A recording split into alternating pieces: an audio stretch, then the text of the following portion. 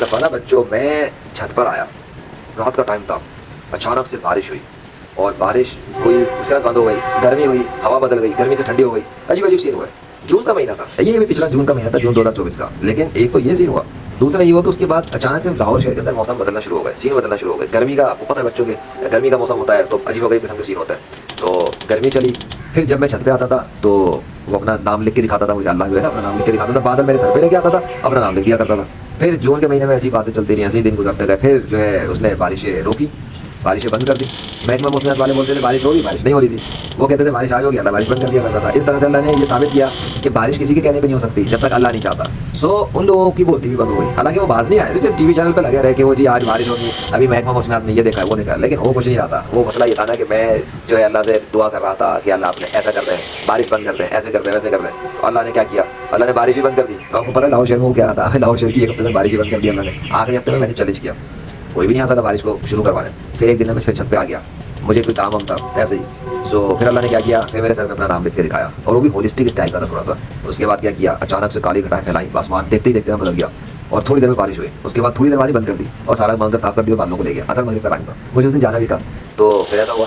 अब मज़े की बात है कि बच्चों इस स्टोरी के अंदर ना मज़ा ये है कि मुझे अल्लाह ने ये दिखाया कि देखो मैं बारिश रोकता कैसे हूँ, शुरू कैसे करता हूँ, बादलों का कंट्रोल कैसे करता हूँ, और पानी को लेके आता हूँ और लेके जाता कैसे हूँ, और मेरे अलावा कोई और खुदा है नहीं। तो अल्लाह ने ये सब चीज़ें साबित की हैं। और वो जब साबित कर चुका तो आपको अगर कभी भी कोई बोले कि राम विष्णु कृष्णा हनुमान जी और ये है खुदा, तो यकीन करने की जरूरत नहीं है। आप ना किसी से भी जब जो भी आपको बोले ना उसको बोलो ठीक है, अगर तू कहता है राम खुदा है, विष्णु खुदा है, कृष्णा खुदा है, जीसस खुदा है, ये गॉड वो, आपने उसको सीधी सी बात बोलो क्या सबूत है।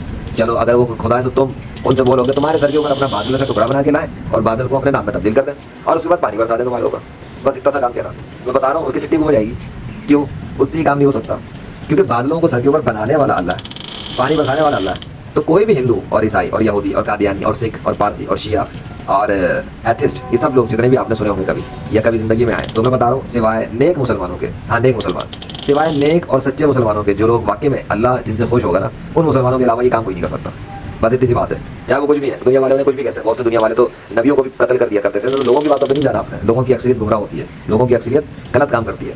तो ये जो जिस बंदे से अल्लाह खुश होगा, बात साफ है, वही बंदा ऐसा कर सकेगा कि वो बोले तो बादल उसके सर पे आए और बारिश बरस जाए।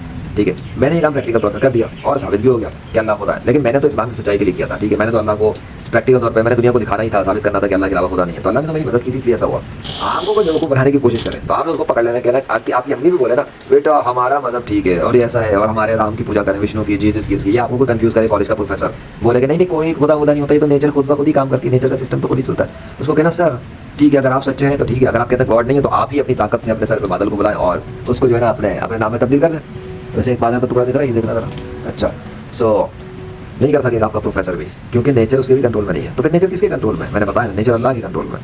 जिसको नेचर कहते हैं ना, ये जितने भी ज़मीन पर चलने फिरने वाले इंसान है, ये नेचर को स्टडी करते हैं। फिर नेचर की स्टडी करते हैं, उसको अंदर बहुत सारी शाखें बनाई है, physics, chemistry, biology, nano technology, फलाना दिमाग, ये इस वजह से ये लोग बनाते हैं। कल को ये लोग नई चीज़ें पढ़ेंगे, नए नाम बना देंगे, तो इनसे बेवकूफ़ बनने की जरूरत नहीं है। ये तो छोटे छोटे से बच्चे हैं, इनको तो अभी बहुत थोड़ी सी बातें पता है, आपको नहीं पता ना ज़्यादा। अरे भाई इसका मतलब ये कि अल्लाह ने बनाया, खत्म हो गई बात।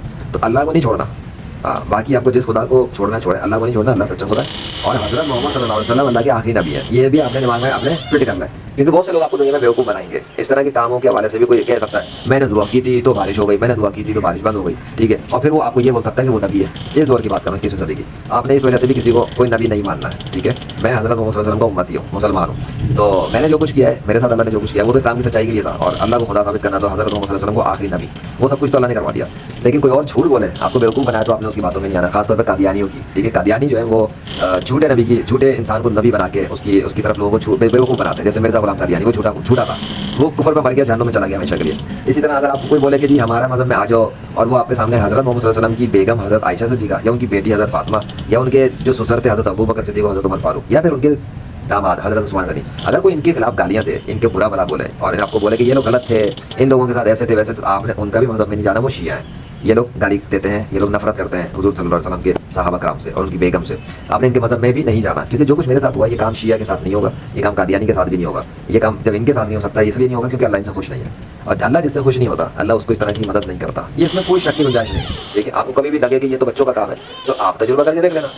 ठीक है, ये इसमें तो आपको किसी ने नहीं रोका, तजुर्बा करने से कौन रोकता आपको, कोई नहीं रोक रहा ना। आप भी अपना मोबाइल पकड़ लें, आप भी छत पे आके खड़े हो जाए, आप भी चैलेंज करके देख लें कभी, ऐसे ही तफरी में कर लेना, आपको पता चल जाएगा तफरी करने से भी क्या होता है। कोई नहीं करेगा, सिग्नेचर ही नहीं आएंगे इस तरह से, बारिश ही नहीं होगी, बारिश बंद ही नहीं होगी, महकमा मौसमियात के दावों के खिलाफ कुछ होगा ही नहीं इस तरह।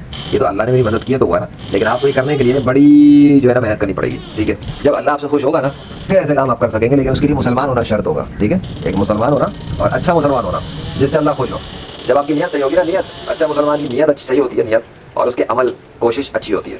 ठीक है, उसका मकसद ये नहीं होता कि दुनिया तबाह हो बर्बाद हो जाए, खत्म हो जाए। उसका मकसद ये होता है दुनिया के सारे इंसानों को ये पता लग जाए कि अल्लाह सच्चा होता है। अगर आप अल्लाह के लिए करेंगे तो अल्लाह आपकी मदद करेगा। अल्लाह ने कुरान में बताया अगर तुम अल्लाह की मदद करोगे अल्लाह तुम्हारी मदद करेगा। ठीक है, अल्लाह को मदद की जरूरत नहीं है, लेकिन अल्लाह इस दुनिया के अंदर अपने दीन को गालिब होता देखना चाहता है कि इस पूरी ज़मीन पर अल्लाह का दिन हालिब है।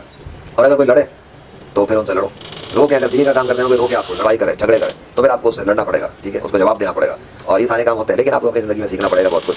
अभी ज़मीन पे अभी आप छोटे होंगे, ठीक है, हो सकता है 12-13 साल के हो, 15 साल के हो, 20 साल के हो, और लेकिन आपको शक पता नहीं यार कौन सा मज़हब सच्चा है, हिंदू है, हम ईसाई हैं, और ये इतने सारे लोग लड़ते क्यों हैं, क्या मुसलमान दहशतगर्द होते हैं? लेकिन मुसलमान तो दहशतगर्दी का मुसलमान से कोई लेना देना नहीं है, मुसलमान से।